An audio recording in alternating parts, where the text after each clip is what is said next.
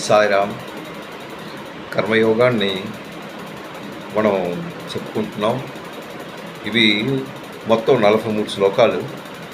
43 శ్లోకాల్లో నేను 40వ శ్లోకం, 41 ఈ రెండు కూడా నేను చెప్పడం అయింది. ఈరోజు 42వ శ్లోకం, 43 ఇది మనం ప్రయత్నిద్దాం. ఏంటి చెప్తున్నాడు భగవంతుడు కర్మయోగం గురించి చెప్తూ లాస్ట్ వరకు వచ్చేసారు. ఏంటి అంటే ఈ కర్మయోగంలో ఎక్కువగా నువ్వు కామం గురించి, అంటే నీ కోరిక, when you are having the desires. So ఎప్పుడైతే డిజైర్స్ అన్నది నీ మైండ్లోకి వచ్చేసిందో అది ఆటోమేటిక్గా నిన్ను అదో పాతాళానికి తీసుకెళ్తుంటుంది. అంటే it will not be improve. దేని గురించి ఇంప్రూవ్ అవ్వలేదు అంటే నువ్వు అంటే ఆధ్యాత్మికంగా you are not able to reach that one when you are having the desires అనేసి తన తాలూకా అర్థం. నువ్వు డిజైర్స్ ఎంతవరకు ఉన్నదో అది డిజైర్స్ లేకుండా ఉండదు, కానీ ఇట్ షుడ్ బి లిమిట్. అది లిమిట్లో పెట్టుకోవడానికి ఎలా నువ్వు లిమిట్లో పెట్టుకుంటావు అంటే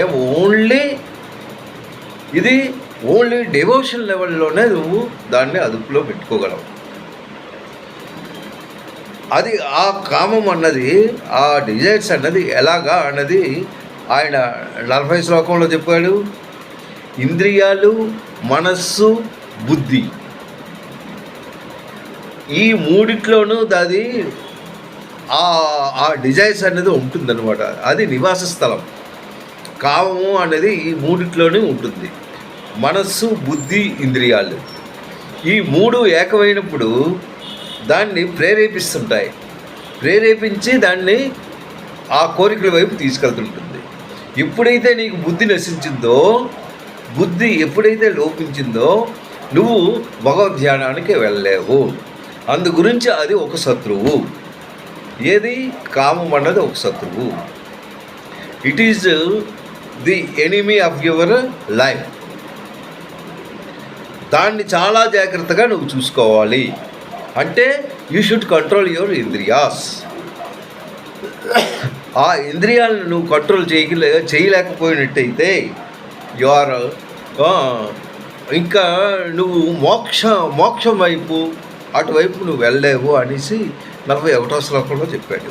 42లో కూడా మొదట ఇంద్రియాలను వశించుకో. నీ జ్ఞానాన్ని అది తినేస్తుంటుంది. నీకు ఎంతైతే జ్ఞానం ఉందో ఆ జ్ఞానాన్ని కూడా అది తీసేస్తుంది. దాన్ని నువ్వు కంట్రోల్ చేయకపోతే ఇంకా నీకు అవ్వదు. ఈ కామము ఇది చాలా శక్తివంతమైనది అన్నమాట. ఏది? నీ డిజైర్స్.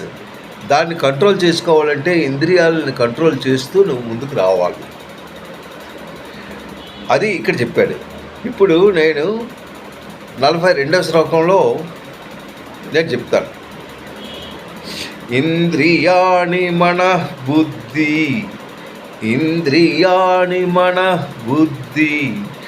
అస్య అధిష్టానం ఉచ్యతే. ఏ వై విమోహమతి ఏషం జ్ఞానం అవృత్తదేహన. అంటే 40వ శ్లోకంలో ఇది చెప్పాడు. ఇంద్రియాలు, మనస్సు, బుద్ధి ఈ కామానికి నివాస స్థానము. ఇంద్రియాల ద్వారా జ్ఞానమును, అంటే ఈ జ్ఞానాన్ని కప్పివేస్తుంది. దాన్ని నువ్వు జాగ్రత్తగా ఉంచుకోవాలని చెప్పిస్తున్నాడు. అది 40 జ్ఞానం. తస్మాత్ త్వమింద్రియ జ్ఞానదౌ నియమ్య భరతవర్షవ పాప్మాన్ ప్రజాహీనం జ్ఞాన విజ్ఞాన నాశనం. నీ జ్ఞానం నాశనం అయిపోతుంది in case if you are not able to control the ఇంద్రియాస్ అనేసి 42లో చెప్పేశాడు. 43లో ఎప్పుడైతే వచ్చాడో 42లో ఏం చెప్తున్నాడు? ఇప్పుడు మనం చెప్పుకున్నది ఏంటంటే 42వ శ్లోకం. ఇంద్రియాణి పరన్యాహు ఇంద్రియేభ్య పరం మహా. ఇంద్రియాణి పరాణి ఆహు ఇంద్రియేచ్చం పరం మనః. పరం మనః, పరం అంటే శ్రేష్టమైనది, మనస్సు శ్రేష్టమైనది. ఇంద్రియాణి పరాణు ఆహు అంటే ఇంద్రియాల కన్నా ఈ స్థూల శరీరం కంటే శ్రేష్టం ఇంద్రియాలు. నువ్వేదైతే బాడీ తీసుకున్నావో దీనికన్నా నీ ఇంద్రియాలు శ్రేష్టమైనదే. ఆ తర్వాత ఇంద్రియేభ్యం పరం మనః, ఈ ఇంద్రియాల కన్నా మనస్సు గొప్పది. అంటే ఈ ఇంద్రియాల కంటే శ్రేష్టమైనది నీ మనస్సు. మనసస్తు పరా బుద్ధి, ఈ మనస్సు కన్నా ఏంటి? బుద్ధి శ్రేష్టమైనది. ఏ బుద్ధి పరాతస్తు సహా, సహా అంటే ఆత్మ. ఇవన్నిటికన్నా మించినది ఆత్మ. ఆత్మ శ్రేష్టమైనది ఇక్కడ చెప్తున్నాడు అనమాట. ఇంద్రియాణి పరాణి ఆహు ఇంద్రియేభ్యం పరం మనః మనసస్తు పరా బుద్ధి ఏ బుద్ధే పరాతస్తు సహా అనేసి ఇక్కడ చెప్పాడు. అంటే దీనికి అర్థం మీకేంటి? స్థూల శరీరం కంటే, అంటే మీరు తీసుకున్న బాడీ కంటే ఇది స్థూల శరీరం. ఈ శరీరం కంటే ఇంద్రియం మాత్రం గొప్పదే. ఈ శరీరం ఉట్టిదే, దీంట్లో పనిచేస్తున్న ఇంద్రియాలు అది చాలా గొప్పవి. ఆ ఇంద్రియాల కన్నా మనస్సు ఒకటి ఉంటుంది లోపల. ఆ ఇంద్రియాల కన్నా మనస్సు గొప్పది. మనస్సు కన్నా గొప్పది బుద్ధి. బుద్ధి కన్నా గొప్పది ఏంటంటే ఆత్మ. ఇది ఈ మూడు ఒకటికొకటి తోడుగా ఉంటుంది. నీ బుద్ధిని భ్రష్టం చేసింది ఇవే. ఈ మెల్లగా వస్తుంది, అది చాలా జాగ్రత్తగాను నీలో ప్రవేశిస్తుంది. ఏంటి? కామం. అది ఎలా వస్తుంది? అది ఎప్పుడైతే నీకు మైండ్లోకి వచ్చేసిందో, ఎలాగా? మైండ్లో ఏంటుంది? బుద్ధి ఉంది. ఆత్మ, బుద్ధి, మనస్సు, ఇంద్రియ, బాడీ. చూడండి అది ఎలా ఉంటుందో. సో 1 by 1 మెల్లగా చేరుతుంది. దాన్ని మనసును పడుతుంది. ఫస్ట్ ఆ మనస్సుతోనే ముందు ఆ మనస్సుని కేంద్రీకరిస్తుంది. ఆ మనస్సు ద్వారా బుద్ధిని, ముందు ఈ ఇంద్రియాలు ఏం చేస్తాయి? నువ్వు ఎప్పుడైతే బాహ్య దృష్టితో చూస్తున్నావో, ఈ బాహ్య దృష్టి ఎలాంటిది? ఇంద్రియాలు. ఆ ఇంద్రియాలు ఏంటి? కోరికలతో వస్తుంది. ఈ కోరికల్ని ఒక్కొక్కటి నెమ్మదిగా చెప్తుంది.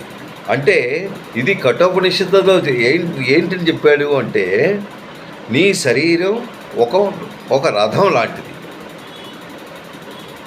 ఇది ఒక రథం. ఆ రథం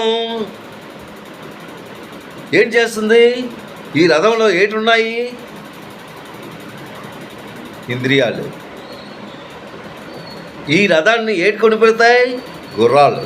ఆ ఇంద్రియాలే గుర్రాలు. ఈ గుర్రాలు ఏం చేస్తాయి? ఈ రథాన్ని లాగుతుంది. లాగి దాని ఇష్టమే, ఎక్కడికి తీసుకెళ్తుందో అక్కడికి తీసుకెళ్తుంది. దాన్ని కంట్రోల్ చేయడానికి దానికి తగిన పగ్గాలు ఉన్నాయి. అదే నీకు బుద్ధి. దాన్ని కంట్రోల్ చేస్తూ రావాలి.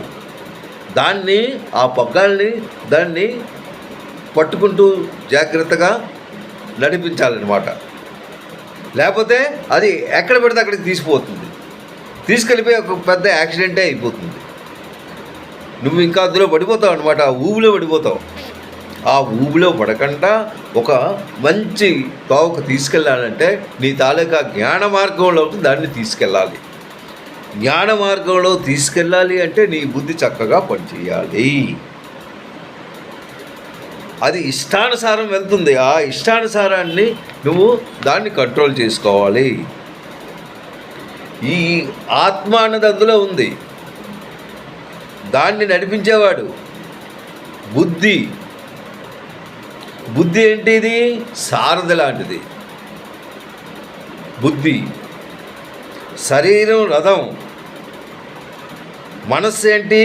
దాన్ని కంట్రోల్ చేసే పగ్గాలు. ఆ తర్వాత గుర్రాలు, ఇంద్రియాలు. ఈ ఏంటివి? నీకు ఒక మంచి మార్గంలో పెట్టడానికి నీ బుద్ధి ఎవరు? సారథి ఉన్నది. ఆ సారథి అది కంట్రోల్ చేస్తూ ఒక మంచి మార్గంలో తీసుకెళ్తూ ఉంటుంది. ఇది ఎంత గొప్పగా చెప్పారో చూడండి. అది ఇందులో ఉన్నది. ఇంద్రియాని పరాణి ఆహు అంటే అంటే ఈ స్థూల శరీరం కంటే ఇంద్రియాలు శ్రేష్టము. ఇంద్రియాని పరాణి ఆహు ఇంద్రియేభ్యం పరం మనః.